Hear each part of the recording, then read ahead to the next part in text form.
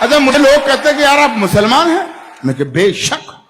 तो कि यार मुसलमान होकर आप गाय को माता क्यों कहते हो?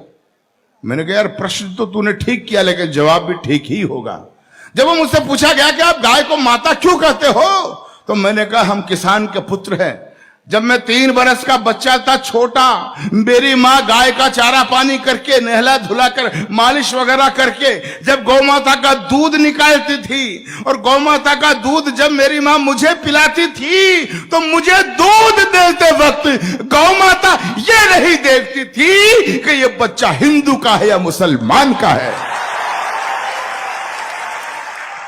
जब समान भाव से गौ माता मुझे दूध देती थी और मुझे कहते हुए ये फक्र होता है, उसी गौ माता का दूध जब मैंने पिया, मैं 56 किलो वजन में यूनिवर्सिटी में LLB करने गया, तो मित्रों आपको जानकर ये खुशी होगी, उसी गौ माता के दूध की वजह से मैं पूरे राजस्थान में कुश्ती का चैंपियन रहा हूं। यह मुझे फक्र है।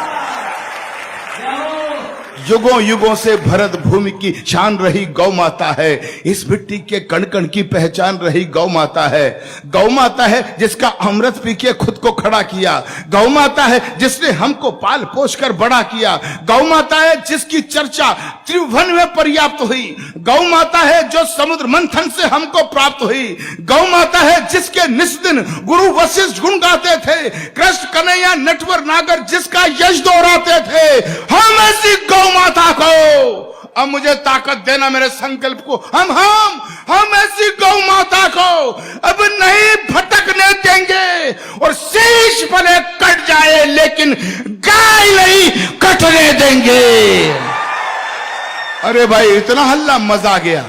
मैं तो समर्थन में पाकर गदगद हो गया, लेकिन इतनी कविता मैं रायबरेली में बोल रहा था पिछले महीनों, इतनी बोली कि मेरे समुदाय का एक आदमी आ गया टोपी ओढ़कर, जालीदार बनियान पहनकर, हाथ में चारू छुरा लेकर, बोला, चाकू छुरा लेकर बोला, अच्छा मियां गाय को माता कहेगा, गाय के अवध्य की बात करेगा, अगर दोबारा बोला तो तेरी जुबान काट ली जाएगी, तुझे गोली मार दी जाएगी।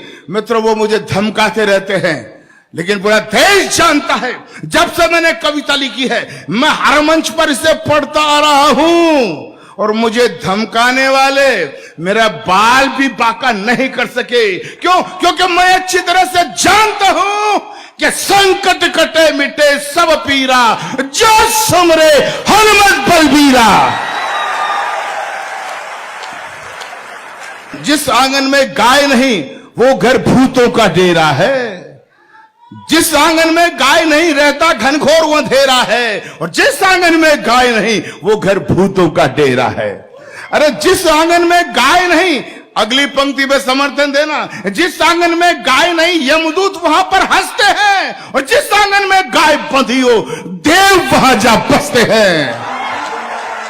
भाई मजा आ गया इस गौ माता की कविता को इतनी शिद्दत से आप सुन रहे हैं कि जिस आंगन में गाय नहीं रहता घनघोर अंधेरा है। जिस आंगन में गाय नहीं वो घर भूतों का डेरा है। जिस आंगन में गाय नहीं यमदूत वहां पर हंसते हैं। तो जिस घर में गौ माता हो वो घर फूले वो फलता है। जिस घर में गौ माता हो खुशियों का दीपक जलता है। जिस घर में गौ माता हो उस घर के भाग संवर जाते।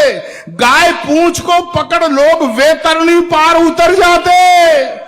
तो गौधन का वध करने वाले, गौधन का वध करने वाले द्रोही कंस कहते हैं, और गौपालक के घर में बंसी नटवर शाम बजाते हैं।